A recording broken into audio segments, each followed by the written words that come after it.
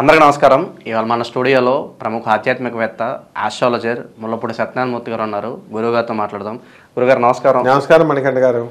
2025 జనవరి మాసం కుంభరాశి వాళ్ళకి ఎలాంటి ఫలితాలు ఉండబోతున్నాయి? గతంలో కూడా కుంభరాశి వాళ్ళకి సంబంధించి విశేష స్పందన వచ్చింది. మన గత రాశి ఫలాల్లో కూడా మా గురించి బాగా చెప్పారండి, మా పరిస్థితి ఎలా ఉందో అలాగే చెప్పారంటున్నారు. మరి జనవరి మాసంలో ఇలా పరిస్థితి ఎలా ఉండబోతుంది గురుగారు? కుంభరాశి వాళ్ళు పాపం అదృష్ట జాతకులు. ధనకారకుడు, తర్వాత లాభాధిపతి, ధనాధిపతి గురుడే. వీళ్ళు ఎప్పుడు చూసినా సరే డబ్బులు అడుక్కు తింటున్నా వీళ్ళ జేబులో ₹1,00,000 తక్కువ ఉండవు. అంత రాయల్టీ అనమాట. కుంభరాశి వాళ్ళకి డబ్బులు వచ్చేస్తాయి. అండ్ వెరీ డిసిప్లిన్ వీళ్ళు కూడా కుంభరాశి వాళ్ళు. సో ఈ జనవరి నెలలో ఏదో పనులు ఇవ్వట్లేదు వీళ్ళకి. పాపం వీళ్ళ టాలెంట్ ఉంది, పనులు ఇదివరకు వచ్చాయి, ఇప్పుడు రావట్లే. లేదా వీళ్ళు చేసినటువంటి యజమానులు ఉంటారు, వాళ్ళు డబ్బులు ఇవ్వట్లేదు. వీళ్ళ తప్పు కాదు, వీళ్ళని ఇరికిచ్చేస్తాడు శనీశ్వరుడు. ఆ విధంగా ఆదాయాలు చాలా బాగా వస్తాయి, పనులు బాగా వస్తాయి, వృత్తి వ్యాపారాలు ఉద్యోగాల్లో రాణింపు ఉంటుంది, కానీ మనశ్శాంతి ఉండదు. తర్వాత వీళ్ళ బ్రతుకు ఎలాగుంటుందిరా నాయన అంటే హిరణ్యకశిపుడి స్థాయిలో ఉంటుంది. ఏమిట్రా బాబు మమ్మల్ని రాక్షసుడితో హిరణ్యకశిపుడితో పోలుస్తున్నారని అనుకోకూడదు. హిరణ్యకశిపుడు కొడుకు ప్రహ్లాదుడు ఈయనేమో నారాయణ అన్న పదం అనొద్దు అంటాడు ఆయన, ఈవిడేమో నారాయణ అన్న పదమే అంటాడు ఈయన. నారాయణ మన శత్రువురా అంటే నారాయణ మన మిత్రుడు అంటారు. అంటే ఎడ్డమంటే తెడ్డం అంటే కొడుకులకి తండ్రులకి కూతుర్లకి తండ్రులకి ఈ జనవరి నెలలో 2025 సంవత్సరంలో పడదవు కుంభరాశి వారికి. అంటే వీళ్ళ పిల్లలు వీళ్ళని గౌరవిస్తారు, వీళ్ళ లవర్స్ వీళ్ళని గౌరవిస్తారు. బయటకు వెళితే 100 మంది వీళ్ళకి నమస్కారాలు పెడతారు. పని చేయించుకున్నటువంటి యజమానే వీళ్ళని గౌరవిస్తాడు. కానీ ఇంట్లో మాత్రం సంతానం దగ్గరికి వచ్చేసరికి పాపం చీప్ అయిపోతారు, సర్దుకుంటారు, కొంత ఎక్స్టెంట్ వరకు ఉంటారు. సంక్రాంతి తర్వాత విజృంభిస్తారు. అసలే వాళ్ళ పాపం పిల్లిని, అసలే వేణుస్వామి చెప్పాడు పిల్లిని రూమ్లో వేసి కొడితే పులైపోద్దని, ఆయన కూడా పులైపోయి బయటకు వచ్చాడు. అట్లాగా ఇక్కడ మన వాళ్ళు ఏంటంటే అవకాశాలు వచ్చినాయి. ఇప్పుడు అవకాశాలు రాలేదు అని అనుకోకూడదు. మా వేణుస్వామి కూడా కుంభరాశి, కాకపోతే పే అని పెట్టుకున్నాడు అంతే. బాడీ లావుగా మంచి పుష్టిగా ఉన్న వాళ్ళంతా కుంభరాశి వాళ్ళే అనమాట. దాసా నారాయణరావు గారు వీళ్ళంతా.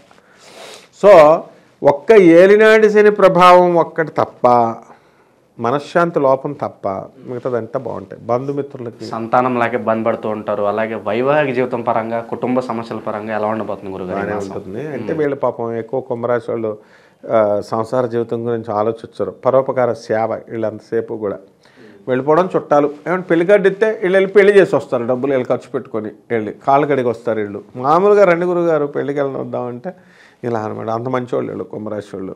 కాబట్టి వీళ్ళకి అధిక ఖర్చు ఎప్పుడు ఉంటుంది. కాబట్టి వీళ్ళు మామూలు ఆదాయాల్లాగా అందరి ఆదాయాల్లాగా మనం చెప్పకూడదు. అందరికీ రూపాయి చెప్తే వీళ్ళకి ₹100 చెప్పాలి, అంత అవసరం, అంత ఖర్చు ఉంటుంది వీళ్ళకి. కాబట్టి ఈ యొక్క కుంభరాశి వారు అనుకున్నవన్నీ కూడా సాధించే ప్రక్రియలో ముందుకెళ్తూ ఉంటారు. శత్రువులు దూరం అవుతూ ఉంటారు, చెడ్డవాళ్ళు దూరం అవుతూ ఉంటారు, కొత్త స్నేహితులు వస్తూ ఉంటారు. కాబట్టి ఇంకా అసలు గ్రాఫ్ ఏం లేదనమాట, ముందుకు దూసుకెళ్ళిపోవడమే. ప్రమోషన్స్ కూడా వచ్చేసినాయి. భూమికి సంబంధించిన వ్యవహారాలు ఎలా ఉండబోతున్నాయి గురుగారు? భూమికి సంబంధించినటువంటి వ్యవహారాలలో వీళ్ళు పాపం గతంలో ఇళ్ళు అమ్ముకోవడమనో స్థలాలు అమ్ముకోవడమనో అలా జరిగినాయి. అండ్ ఇప్పుడున్నటువంటి కుజుడు కర్కాటక రాశిలో నీచపట్టున్నాడు. వీళ్ళని గ్యారంటీగా కుక్క కరవడం అది డెఫినెట్ అనమాట. యాక్సిడెంట్ అవ్వడం ఇలాంటివన్నీ కూడా జరుగుతాయి. అంతేకాదు భూములకు సంబంధించి రేట్లు పెద్దగా పెరగమన్నమాట. వీళ్ళ స్థలాలు వీళ్ళ దగ్గరే ఉంటాయి. అదే రేటు పెరిగిందనుకో వీళ్ళు అమ్మేస్తారు, డబ్బులు అంతా ఎంజాయ్ చేస్తారు. కాబట్టి ఎప్పుడైతే మనకి నీచపట్టినటువంటి గ్రహం ఉంటుందో అప్పుడు మనం మేలు చేస్తున్నట్లు లెక్క. ఇది రివర్స్లో అర్థం చేసుకుంటాం మనం. అరే గ్రహం బాగాలేదు మనకి అనుకుంటాం. గ్రహం బాగోకపోతే మన దగ్గరికి ఎవరు రాడు, చుట్టాలు రారు, ఫ్రెండ్స్ రారు, డబ్బులు మనకు గుణపాఠం వస్తుంది, డబ్బులు మిగులుతాయి. అదే నీ దగ్గర ఫుల్ పుష్కలంగా డబ్బులు ఉంటే జనం అంతా వస్తున్నారు. అలాగే ఏలినాటి శని జరుగుతుంది ఇప్పుడు కుంభరాశి వాళ్ళకి. అష్టమ కేతు గంటకు ఒకసారి నేను చచ్చిపోవాలనిపిస్తూ ఉంటుంది. పుష్ప సినిమాకి టికెట్ దొరకలేదనుకో సూసైడ్ చేసుకోవాలనుకుంటాడు. తర్వాత ఎక్కడికన్నా వెళ్ళడానికి బస్సు కొంచెం పావు గంట లేటుగా వస్తే సూసైడ్ చేసుకోవాలనిపిస్తుంది. అష్టమ కేతు అనమాట. కాబట్టి గర్ల్ ఫ్రెండ్ అది ఏదో బాత్రూంలోకి వెళ్ళి పాపం వాష్రూమ్లో ఉందనుకో, ఫోన్ ఎత్తలేదనుకో సూసైడ్ చేసుకోవాలనుకుంటాడు. ఈ విధంగా చాలా దారుణంగా సెన్సిటివ్గా వీళ్ళంతా కూడా ఈ కుంభరాశి వాళ్ళు ఉంటారు. ఎడ్డమంటే తెడ్డం అని వాదించడానికి ఎక్కువ రాహు కారణం అన్నమాట. ఈ రాహుగ్రహం మరి ఈ జన్మరాశిలోకి వచ్చేస్తాడు. అందువల్ల ధనస్థానంలో ఉన్నాడు కాబట్టి శుభ్రంగా ఎంజాయ్మెంట్. శుక్రుడు కూడా మంచి ఎంజాయ్ స్థానంలోకి వచ్చాడు, కుంభరాశిలోకి వచ్చాడు. గురుగారు అలాగే రైతులకి మహిళలకి ఎలా ఉంటుందో చెప్పండి అని అడుగుతున్నారు. మరి వీళ్ళ పరిస్థితి ఏంటి గురుగారు? రైతులకి చాలా బాగుంటుంది. కాకపోతే వీళ్ళు పండించడం ఒకటే తెలుసు, వీళ్ళకి దాన్ని అమ్ముకోవడం చేత కాదు. కమిషన్ ఏజెంట్స్ కొట్టుకుపోతుంటే వీళ్ళు ఏం చేస్తారు వీళ్ళు, అందుకని జాగ్రత్తగా అమ్ముకోవాలా. పరిస్థితి మీకు గ్రహం మంచి ఛాన్స్ ఇచ్చింది, అప్పులన్నీ తీర్చేస్తారు, స్థలాలు కొంటారు, పిల్లల్ని చదివిస్తారు, రైతులంతా బ్రహ్మాండంగా ఉంది. ఇక మహిళల దగ్గరికి వచ్చేసరికి నేను చెప్పానుగా, మహిళలకు మనశ్శాంతి ఉండదు, ఎవరికీ ఉండదు, మహిళలకు అసలే ఉండదు. ఎందుకంటే మొత్తం నేను దున్నపోతులుగా వీడికి అందరికీ నేను ఇంటిల్లపాదికి చేస్తున్నాను, నన్నే ఎదిరిస్తారా అని పిల్లల్ని భర్తలనే క్షమించదు మీ ఆడది కూడా కుంభరాశి. అలాంటిది చుట్టాలు తినేసి మరి వీళ్ళకి హ్యాండ్ ఇచ్చేసి పాపం వీడిని గుర్తించకపోతే ఎట్లా? కనీసం ఇప్పుడు చుట్టాలు వచ్చారు, అత్తగారులకి ఆడపడుచులకి అందరికీ సేవ చేసి పెట్టింది, తిండి పెడుతుంది చుట్టాలందరికీ. కనీసం నెలకు ఒకసారైనా ఈవిడికి హారతి ఇవ్వాలి కదా. వాళ్ళు హారతి ఇవ్వకుండా ఈవిడిని గుర్తించకుండా పిచ్చేసేస్తే ఎట్లా? అప్పుడప్పుడు శాలువాలు ఎందుకు వేస్తాం మనం? మామూలుగా పండితులు ఎవరు వచ్చినా సరే సర్లేండి గురువుగారని ఒక శాలువా వేస్తాం. ఎందుకు? కారణం ఏంటి? రెస్పెక్ట్. అటువంటి రెస్పెక్ట్ ఈ యొక్క కుంభరాశి వాళ్ళు డిమాండ్ చేస్తున్నారు ఆడవాళ్ళు.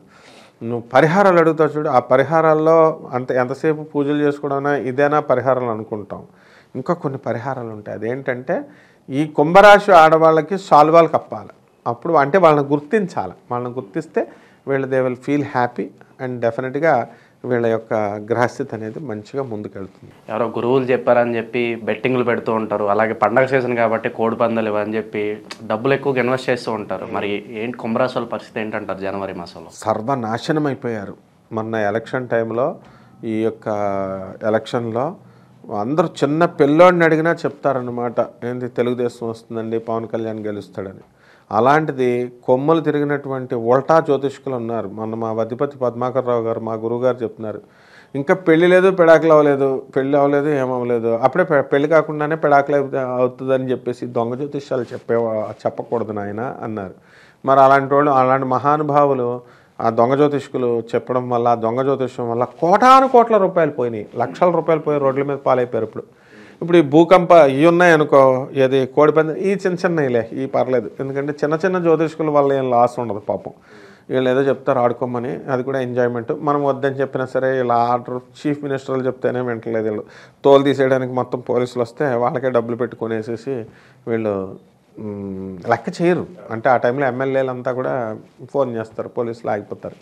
కాబట్టి అండర్స్టాండింగ్ మీద జరుగుతుంది. కాబట్టి వీళ్ళు చిన్నవి కాబట్టి ఆడుకోవచ్చు, పెద్ద ఆడుకోకూడదు. పెద్ద ఆడితే లాస్ అవుతారు. స్టాక్ మార్కెట్లోను రియల్ ఎస్టేట్లోను పెట్టుబడులు పెట్టడానికి ఇది సరైన మాసమే అంటారు.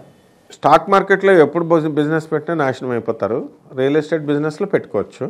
సరైన సమయం ఏముంది? ఇప్పుడు 10 సంవత్సరాల వరకు వచ్చే రేటు ఇప్పుడే అమ్మేశారు. 10 సంవత్సరాల దాకా ఎక్కడ కూడా రేట్లు పెరగవు రియల్ ఎస్టేట్. కాబట్టి ఎట్టి పరిస్థితుల్లో శాచురేటెడ్ స్టేజ్ వచ్చేసింది. ఏదో అప్పు తీసుకోవడం పెట్టడం ఏదో స్వల్పంగా పెరుగుద్ది. అంటే వీళ్ళు ఊహించినంతగా అప్పుడు రాజశేఖర రెడ్డి హయాంలో మనకి కోట్ల రూపాయలు పెరిగిపోయింది చూసో హైదరాబాద్ అంతా. ఆ రేంజ్ మళ్ళీ సువర్ణయుగం రావాలంటే ఇంకొక 50 సంవత్సరాలు పడుద్ది హైదరాబాద్కి. రాదనమాట ఎంతమంది ముఖ్యమంత్రులు మార్చినా. కాబట్టి కొంచెం పెరుగుతాయి కాబట్టి పర్వాలేదు, పెట్టుకోవచ్చు. గురుగారు, మరి ఈ మాసంలో కుంభరాశి వాళ్ళు ఎటువంటి పరిహారాలు చేసుకుంటే బాగుంటుందంటారు? ఇప్పుడు ఏలినాటి శని జరుగుతుంది కదా, ముఖ్యంగా వికలాంగులకి సేవ చేసుకోవాలా, పేదవాళ్ళకి సేవలు చేసుకోవాలా. వాళ్ళకి కనబడితే ఏదో 10 రూపాయలు ఇవ్వడం కాదు. ఇప్పుడు 10 రూపాయలకి ఛాయే రావట్లేదు. ఎవడో అవసరం ఉన్నటువంటి నిరుద్యోగులు వాళ్ళు అడగలేరు పాపం. వాళ్ళ బంధువుల్లో కానీ వాళ్ళకి తెలిసిన వాళ్ళ నిరుద్యోగులకి డబ్బులు వీళ్ళు ఇవ్వాలి. వికలాంగులకి ఈ రోజుల్లో ఏమొస్తుంది? 100 రూపాయలకి ఏం రాదు. కాబట్టి పేదవాళ్ళకి సేవలు చేసుకోవాలి. వాళ్ళ తల్లిదండ్రులకే కాదు, రోడ్డు మీద ఎవరు కనబడుతున్న పేదవాళ్ళకి, అంధులకి రోడ్లు దాటించడము, ఇలాంటివన్నీ కూడా కంపల్సరీ చేయాలి. అండ్ మంచి సలహాలు ఇవ్వాలి. ఎప్పుడైనా సరే మన లాభం కోసం, మనం సర్వనాశనం అయిపోయినా పర్వాలేదు, మనము మాత్రం అవతల వాళ్ళకి ప్రజలందరికీ కూడా మంచి సలహాలు ఇచ్చినప్పుడు ఇదే దోషము నివారణ అవుద్ది. అంటే ఇప్పుడు ఈ యొక్క శనికి ఏలినాటి శని జరుగుతుంది కాబట్టి శని జపం చుట్టూ చేయాలి, శని స్తోత్రాలు చదవాలి, శని కిలోంపావు నల్ల నువ్వులు నల్లని వస్త్రాన్ని ఇచ్చి పేద బ్రాహ్మణులకి శనివారం నాడు దానం చేయాలి, నువ్వుల ఉండలు తయారు చేసి పంచాలి శనివారం నాడు. అలాగే నవగ్రహాల చుట్టూ ఓం శనేశ్వరాయ నమః అన్న మంత్రంతో జపం చేయాలి. జమ్మి చెట్టును చూసుకోవాలి, జమ్మి చెట్టుకు నీళ్లు బాగా పోయాలి, 8 బకెట్లు నీళ్ళు పోయాలి జమ్మి చెట్టుకి. It's a wonderful tree. దాని చుట్టూ శనీశ్వరుడు ఉంటాడు, దాని చుట్టూ ప్రదక్షిణాలు చేసి ఓం శనేశ్వరాయన మహాన్న మంత్రంతో జపం చేసుకుంటే సరిపోతుంది ఆయన. చాలా బాగా వివరించారు గురుగారు. కుంభరాశి వాళ్ళు కుంభస్థలాన్ని కొట్టాలని కోరుకుందాం. సంక్రాంతి శుభాకాంక్షలు మీకు కూడా గురుగారు. ధన్యవాదాలు. ధన్యవాదాలమ్మా.